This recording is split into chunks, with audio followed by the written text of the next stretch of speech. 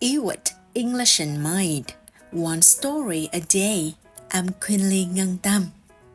The story 29. What do birds eat? My grandpa likes birds. He often tells me what different birds eat. Birds eat many things. Some birds eat worms. Some birds eat seed and nuts. Do you want to know something funny? Birds eat many different things, but they don't have teeth. How do they choose their food? I wonder.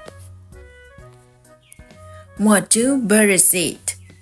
My grandpa likes birds. He often tells me what different birds eat. Birds eat many things. Some birds eat worms.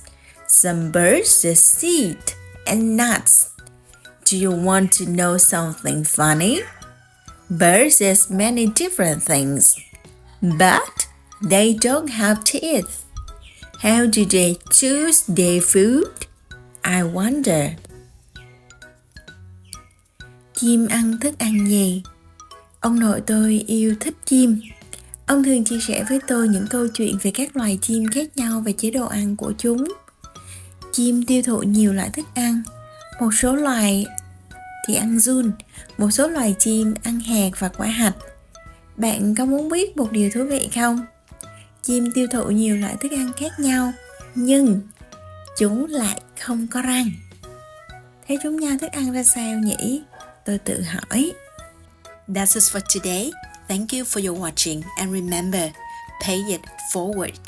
I'm Quinley Ngân Tâm.